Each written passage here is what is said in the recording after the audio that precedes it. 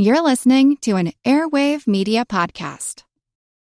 Admirable sorcery, conveyor of the invisible, an invasion of privacy, a domestic tragedy. All of these phrases to describe the telephone?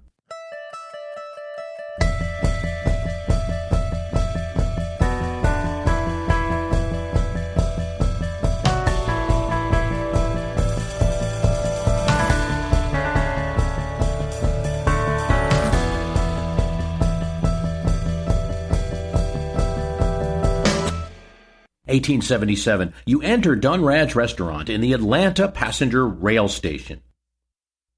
And you see a sturdy wood box with a metal circle. You grab the box and put it up to your mouth and yell into the metal circle, as it's the only way the person at the other end can tell that you are trying to reach them.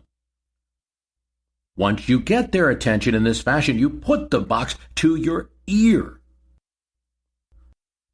The line runs to the freight depot and was installed by Alexander Graham Bell and his investors.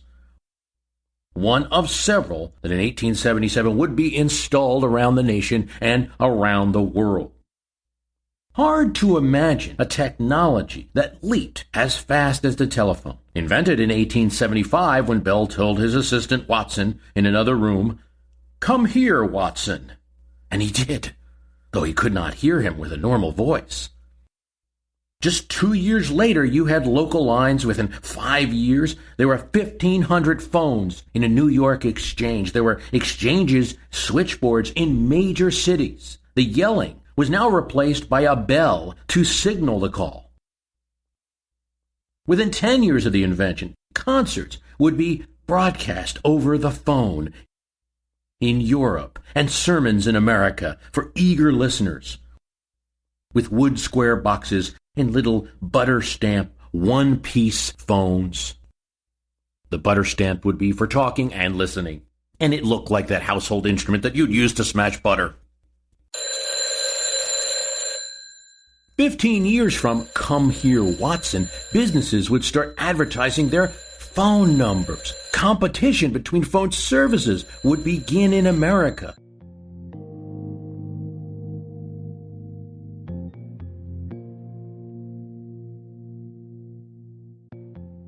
A line would connect Moscow to St. Petersburg, Paris to Brussels. The House of Commons would be connected to the London Times.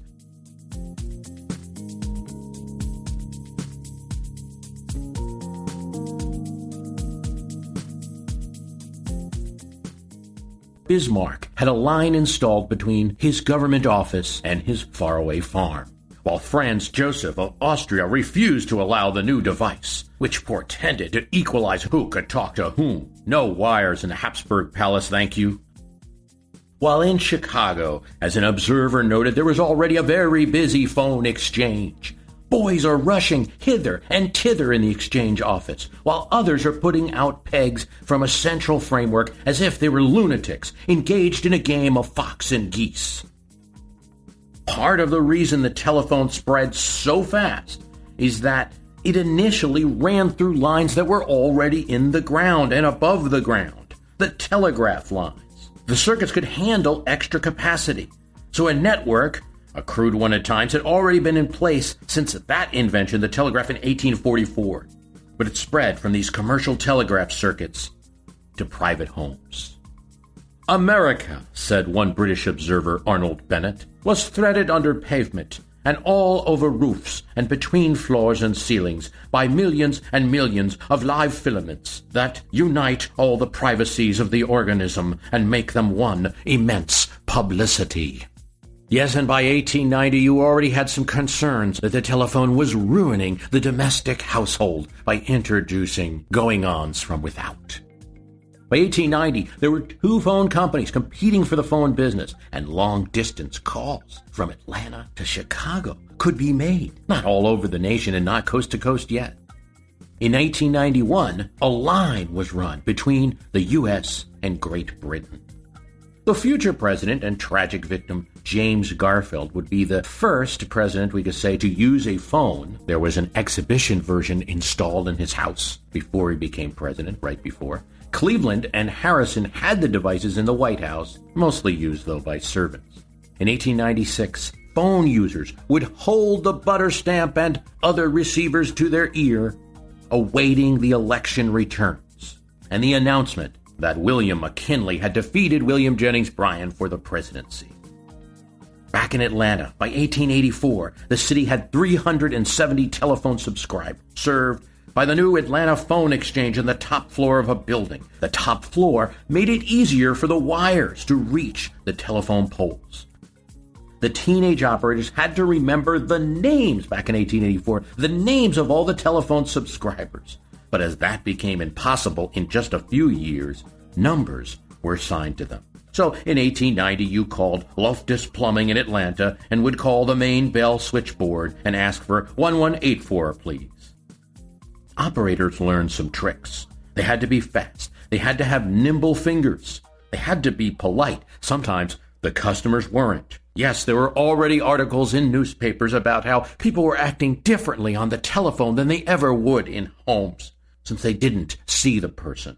When they were told, look straight forward and speak up, looking around the room would cause you to lose attention, and there goes the voice. Because of the poor reception, telephone operators learned to exaggerate words they were saying. Number, please. Number, please. So that they could be heard on the other end of the phone. 9 became 9.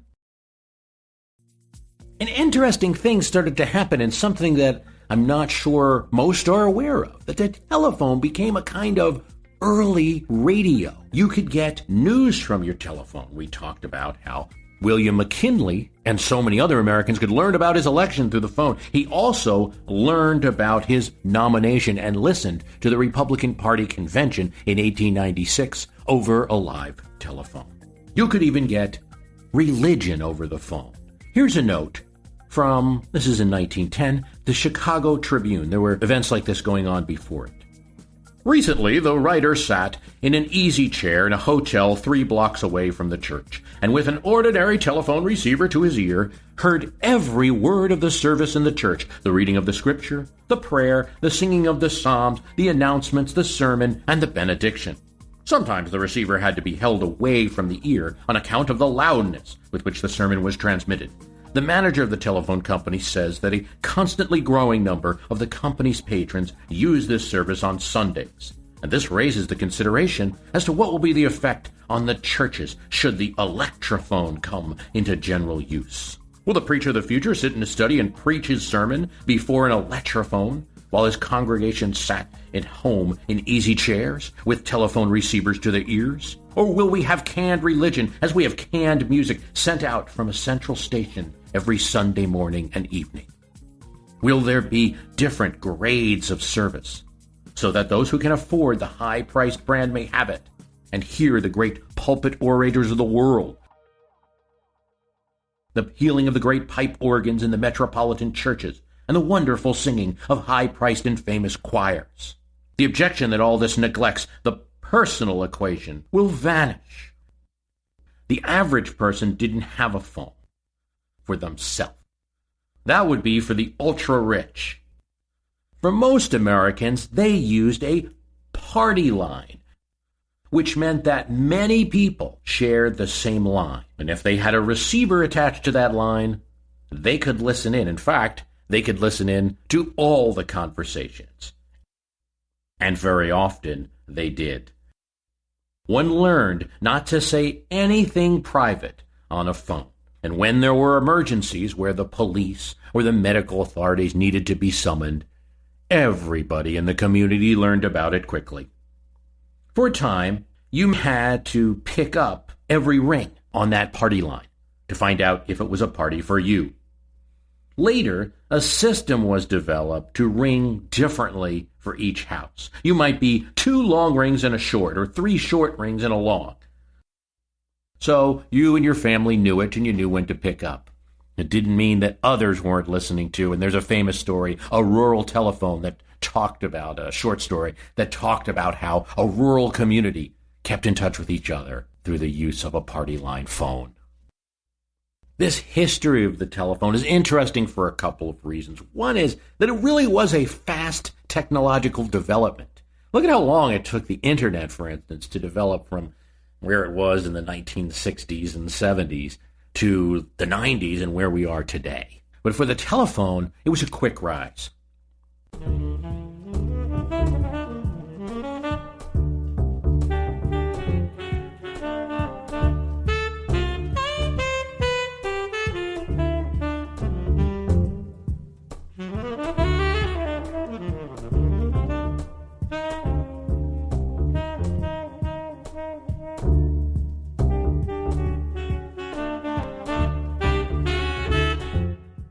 Reach out and touch someone, right? If I'm doing my job here, you may not even be aware that this is an older podcast of My History Can Beat Up Your Politics, actually from 2013. But of all of them that I have recorded, this cast called I Was Born in 1869 is my personal favorite. So please enjoy it as we round out the summer here. A lot of good stuff planned for the fall, so keep listening. If you're not subscribed to the show on iTunes, do it. Google Podcast app, CastBox, wherever you listen to podcasts. Give us reviews. We could use them. Spread the word. And remember about the premium podcast from myhistorycanbeatupyourpolitics.com. When you subscribe to the My History Can Beat Up Your Politics premium, you're actually going to get an archive, because the premium has been going on now since 2016, so it has its own archive. And then you're going to get minimum 25 episodes of archive shows, but you'll also, depending on your membership, you'll get more. The minimum membership is $2 a month. You know, people had asked me previously, hey, Bruce, you used to do the archive and sell everything for $25. Well, you know, at that friends level, it's just $2 a month. So go and sign up, support the program. You know, we've had a lot of people sign up, and I really appreciate your support. We have people at all members levels, including the Chester Arthur and even the Cincinnati, and that very grateful for that support. It helps to keep this project going.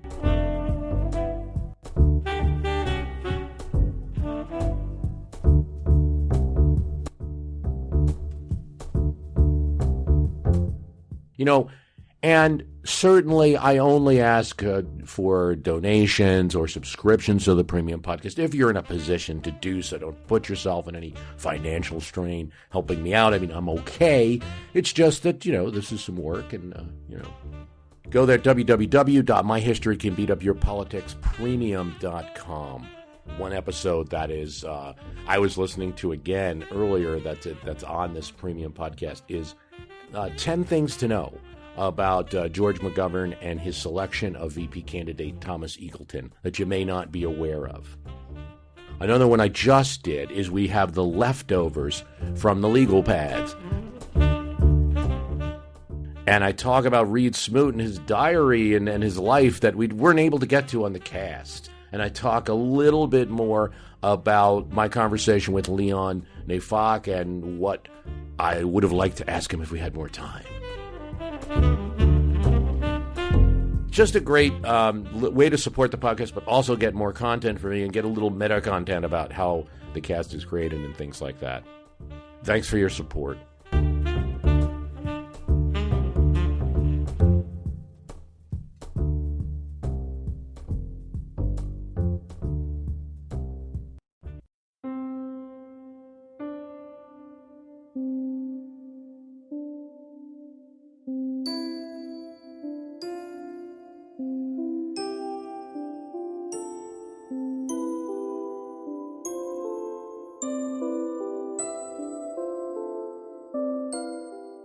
But it's also a shocking new technology, that a voice could be transmitted over wires, that people could be put in places that they didn't exist in. Shocking. And it really did change the world. And I think it's so interesting as we're reaching a point where the technology might have reached its end. Now, what do you mean its end, Carlson? What are you talking about? Well, the voice side of the telephone is getting less and less used, right? Of course. Those of us in the older generation use it still. People still make calls. But now, one sees everyone with telephones and very few using it for voice anymore. Text has become the way. But there's another reason to discuss the telephone besides these interesting points.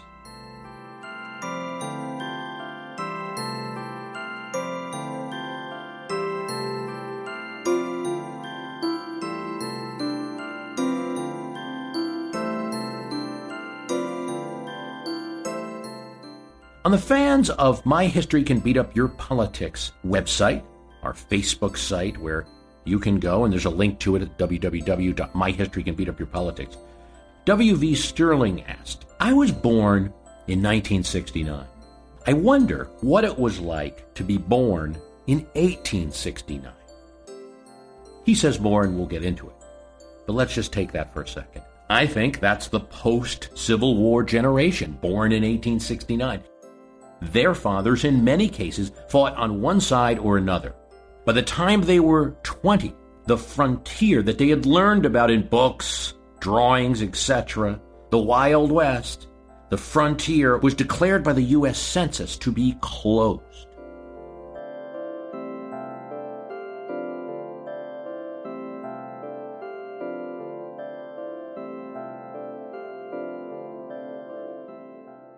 And in their 20s and 30s, the 1890s and the 1910s, the nation was seeking other territories and going to war with a European colonial power. But for 1869, those born in that year, telephone was probably one of the most significant developments that they saw in their lifetime. Were very young when the device was invented, and they saw the development and the deployment of the telephone. It was not strange at all for them to be able to hear a voice from far. That was the big development of their time. And it wasn't just a small thing. It affected business and government, how fast transactions could occur, or how far the government could reach. It connected people. It made moving away from the home a little easier, a little bit. Railroads were another development for these 1869ers and thereabouts. Railroads invented 40 years before their birth would reach a new level of complexity and coverage in their time. 22,000 passenger locomotives and 17,000 freight locomotives tied together the nation into a network during their time, allowing companies to compete nationally, allowing these 1869ers to receive goods that they were nowhere near the factories for. The spread of the telephone was helped by the spread of the railroad through the catalog. Sears and Montgomery Ward, the two big catalogs at the time, were selling telephone sets. Other technological marvels existed. The bicycle would get cheaper and plentiful. We don't think of the bicycle as a big development, right?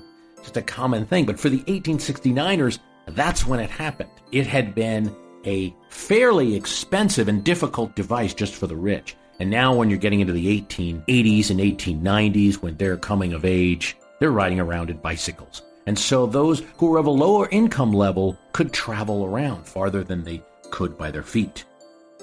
Cameras became portable, the Kodaks. So much so, by the time they were 20, they could read in the New York Times how public figures were being stalked by journalistic photographers called Kodakers trying to snap. In their later years, the Nickelodeon, 10,000 of them in America, would exist by the time they were 40. The motion picture and the automobile would be late arrivals in technology for them, but would be something they would be exposed to nonetheless. In their far later years, when many of these 1869ers became successful, the airplane would make its appearance. Futuristic novels, Jules Verne, H.G. Wells, would predict fantastic changes about what would come in their lifetime. Flying machines, telephone newspapers, news given through voice instead of paper. Wells, for instance, predicted paved roads with advertisements on the side. A London that would reach into Wales, and a giant megacity from Washington and Albany, with everyone in the 20th century to come to be connected by explosive engines. He wasn't too far off. Who were they? Americans born in 1869 or thereabouts, anywhere from 1868 to 1872, say. Cal Coolidge, Harry Houdini, Stephen Crane, John Nance Garner, the politician, former VP, Warren Harding, Henry Firestone, Orville Wright, the author Zane Grey, the former Attorney General Mitchell Palmer. They're children of Civil War-era parents. It's possible that their fathers fought. I'd say they were a kind of tech generation, at least the 19th century one. The war was over, and the nation had just completed the Transnational Railroad and was looking at a bright future. W.V. Sterling's question continues on the Fans of My History Can Beat Up Your Politics Facebook site. I wonder if the 69ers weren't more influenced by what their parents told them about and what conventional wisdom said about the 10 to 20 years leading up to their coming of age. Reconstruction, Civil War vets, the Grant administration, the Johnson impeachment, G.A. Custer and the westward expansion. Current events are always debated, W.V. Sterling writes, but the recent past is what everyone knows. It's a fascinating point. Thank you, W.V. Fascinating point to think about. So, when we're trying to consider a time period, perhaps the motivation of various actors, we need to go back and think about what generation their parents were in, what recent past they experienced through stories. What were they thinking and how did they view things? If you were born, say, in 1969, and I'll admit, I'm around your age, WV. I was born in 1971, sent here, as I like to say, to replace Jim Morrison on this earth. If you were born in 1969, you were getting a view of what happened before from your parents, from your teachers, from movies, books, and from TV, miniseries, documentaries, first on PBS, then on VHS, perhaps, and eventually on the History Channel. Today's show is brought to you by Vanguard. To all the financial advisors listening, let's talk bonds for a minute. Capturing value in fixed income is not easy. Bond markets are massive, murky, and let's be real, lots of firms throw a couple of flashy funds your way and call it a day. But not Vanguard. Lots of firms love to highlight their star portfolio managers, like it's all about that one brilliant mind making the magic happen. Vanguard's philosophy is a little different. They believe the best active strategy shouldn't be locked away with one person. They should be shared across the team. That way, every client benefits from the collective brain power, not just one individual's take. So if you're looking to give your clients consistent results year in and year out, go see the record for yourself at Vanguard.com/audio. That's Vanguard.com/AUDIO. All investing is subject to risk. Vanguard Marketing Corporation Distributor.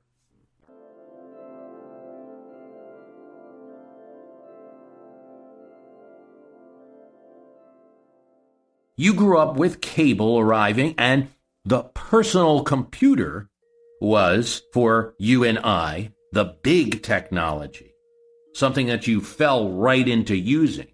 Now, the internet came later, and if you're like me, you're just as excited and took it on with just as much gusto, but it did come later. You were already using a computer with big keys, and I remember being told not to type the keys so hard you're going to break the computer because I had used electronic typewriters before that. Your key events are the Cold War, the Russians, not the duck and cover generation of the Russians, not having Stalin on the other side, but having Brezhnev and the others on the other side. A constant and now forgotten reminder that the United States had a Soviet missile pointed at it in almost every city. We remember the movie War Games in the 1980.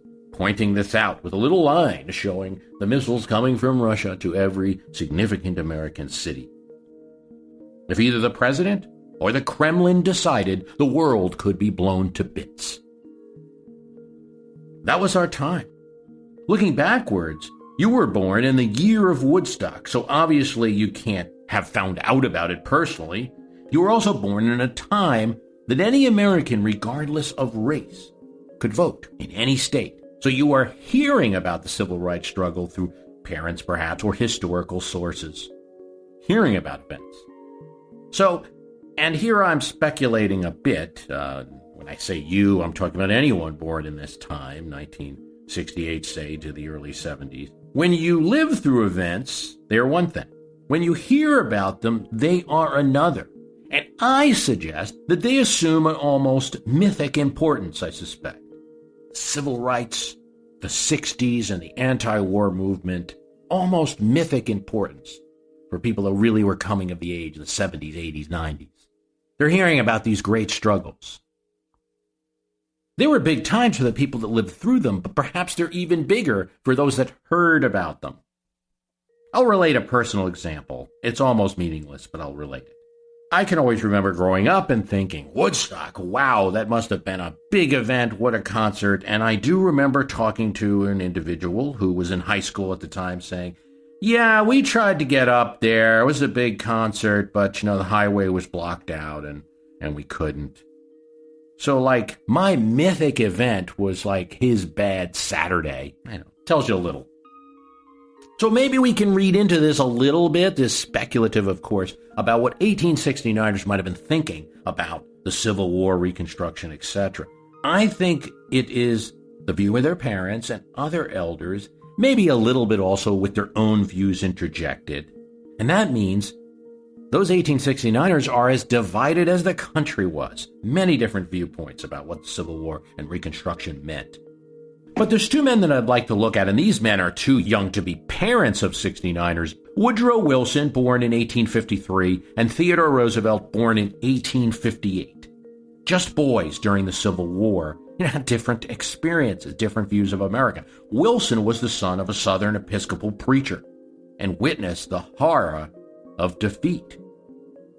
Roosevelt, from his writings, seems to have more of the idea about the Civil War of a victorious side.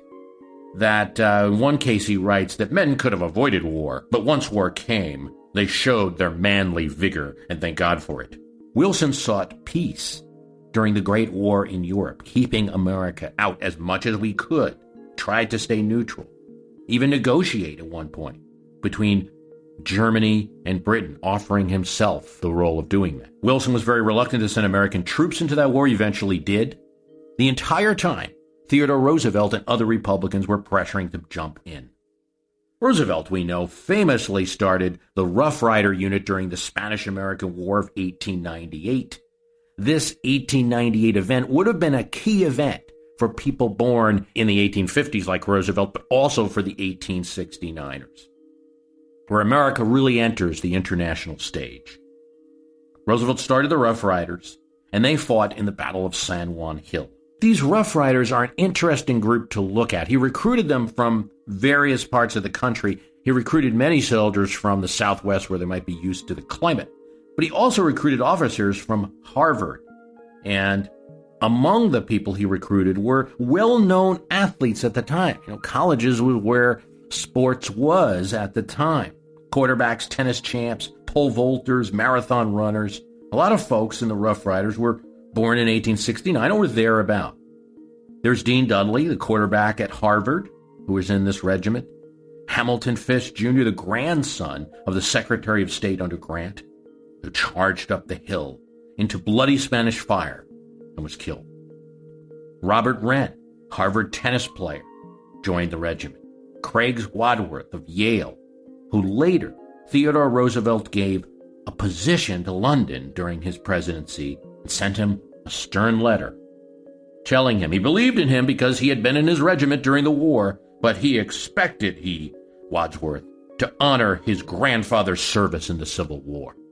You can see what Roosevelt's attitude was, and the eagerness of Harvard recruits. Roosevelt writes that he had more recruits for the Rough Riders from Harvard and Yale than he could possibly take. The eagerness for them to enter an international battle says something about their views of war and their view of where America's position in the future should be. But they didn't reflect all Americans born in that time or all Americans at all. America was largely isolationist, have recently felt the horror of a civil war, and were not looking to join new fights. The author Stephen Crane was born in 1971, right about this time. His strict Methodist father died in 1880. He was raised by a devout Methodist mother who moved him to a Methodist community. He became a writer, writing in the style of new realism that existed around the time that he would come of age, the 1880s, 1890s. One of the stories, The Red Badge of Courage, is his most famous work. It was saluted by some veterans at the time by how much it brought them to the realism of battle. Some people wrote him and said, "What regiment were you in?" But Crane had never served. He was born after the Civil War had ended. His novel glorifies the fight. Henry Fleming, the protagonist in the story, is stunned by combat the first time it happens. Prior to a battle, he had talked to a friend of his about his fear, and his friend said, "We still must go in and fight." Henry Fleming goes to the first battle and is so cowed by fear that he flees, thinking that his regiment's being overrun. His regiment was not. He runs, then he decides to go back to the regiment. Fortunately for him, he's accidentally injured on the way of running back with a group of retreating troops coming at him and accidentally hit with a rifle butt. So when he arrives back at the regiment, his regiment thinks he was injured in battle. So, in a way, he fooled them. He sees his childhood friend who he'd spoke to before the battle. He is wounded. He had his red badge of courage. So Henry Fleming's story is his quest to get his red badge, to get the glory of war. Many praised this work. The New York Times called it a true book. For Ambrose Bierce, a real Civil War veteran born in 1842, there's no fooling around with honor and war. A lieutenant in an Indiana Union brigade, he saw the war. It was no heroic fight. In his occurrence at Owl Creek Bridge, a man is hanged for arranging to demolish a bridge to thwart the Yankee army. The man escapes when the noose falls into the water. He swims out. He runs under Yankee bullets. He runs through the woods and goes home to see his dear wife. And then, whack, he fears a sharp jolt in his neck. Bierce now lets us know that it is now that he is hung. He has never escaped. That was all just us witnessing his own brain in action, dreaming. He never escaped. Chickamauga is a story that's even more sinister. We follow the point of view of a young boy in the woods playing around. Now he's scared when he sees a big rabbit. But then when he sees a group of uniformed men crawling through the woods, well, the boy thinks, this is safe, it's natural. He wants to play with them. He is, as the Bierce unhelpful narrator tells us, reminded of the painted clowns with whom he had last seen in summer in the circus. He does not recognize them as soldiers who are, in reality, wounded and in agony, thus crawling up, and the paint that he sees is blood. He thinks it is like his servants growing up. He's playing around with them, pretending to ride on a horse. He laughs at them, while the maimed and dying men, not knowing any better, are walking through the woods. When the boy leaves the woods and goes home, his house is on fire, his mother dead. The translation for Bierce, war is hell. And it's not for amateurs to be writing about. He hates Crane's book about the red badge. And when a reviewer pans it, he thanks the reviewer for exposing the Crane freak. In those two writers, we see a different view of two generations of the Civil War. For William Allen White, an important progressive born around this time, his upbringing by Republican New Englander parents influenced his views. His mother came to Kansas with the expressed intention of teaching black children after the Reconstruction. He grows up and he desires to rid his state, Kansas, of the Ku Klux. He's also a progressive leader. Kansas, of all states, should be free of this taint of bigotry and terror, and not have a government beholden to this hooded gang of masked fanatics. He ran for governor on an anti-Klan ticket. He lost, but he became a progressive editor, an important part of the Republican progressive movement. For W.E.B. Du Bois, a significant black writer and activist of the teens and 20s, his father had been a Union soldier. Mother believed in hard work, discipline. Discrimination was untrue. Just work harder and you won't be discriminated. It instilled in him a desire to test himself and not to be vain. Du Bois would become an outspoken critic of American society, white society. He chafed at the misinterpretation of history during his lifetime, how the work of African Americans during the Civil War was forgotten. The veritable strike that occurred by slaves fleeing to the Northern Army, 200,000 of them. That, he said, is what led to the South's demise, even more than the Yankee Army. But that never showed up in the tellings of history from the 1890s to the 1940s. Du Bois was born in 1869, and he noted that the Civil War, oddly in history, was becoming merely a fight to preserve the supremacy of the white race. He cried how Northern industry had bought up the South, and then was just as responsible for keeping black citizens in low-wage jobs. He decried the combinations and the profits that were made when he was 30 and 40 between 1890 and 1900. And if you're looking for the period when this generation would reach their influence, I see the 1920s as the time. And it is in the 1920s when we might witness an odd couple meeting in an office in the deep bowels of the Capitol building. Bourbon was served, cards were dealt, cigars smoked, and conversation exchanged. Yes, it's during Prohibition, but don't be fooled. That didn't apply to the U.S. Capitol. It was the Bureau of Education, and two opposite sides would meet, John Nance Garner and Nicholas Longworth, the Speaker of the House, head of the Republican Party, now strictly conservative. Garner was from Texas. He had relatives on the Confederate side. He grew up with a traditional view of the war that caused him to see bankers as responsible, Yankee finance as responsible for oppressing the South and leading to the conflict.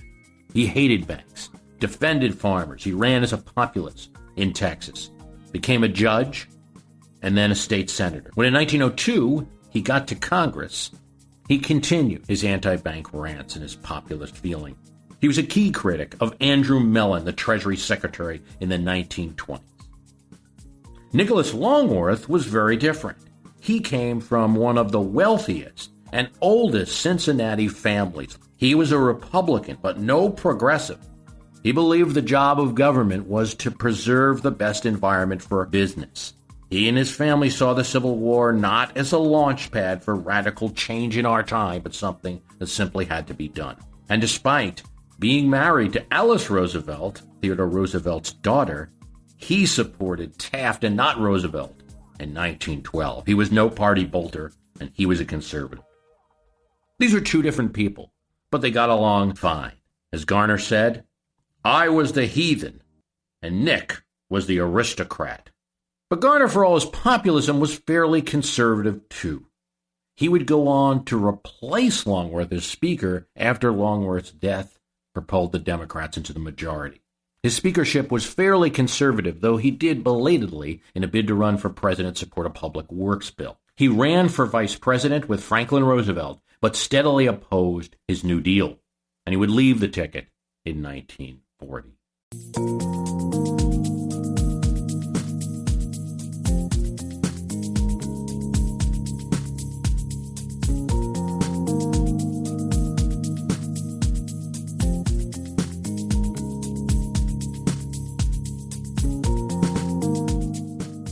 The 1869ers, with their telephones and railroads and beginnings of international involvement for the United States, a generation that was aware of America as a future place, not the largest, not the strongest, but one of the fastest growing nations. An interesting generation. And a look at how different and diverse a group of people in America born in one year can be, then as now. And I hope you enjoyed it. The website is www.myhistorycanbeatupyourpolitics. If you do like the program, please tell someone about it. Thanks for listening.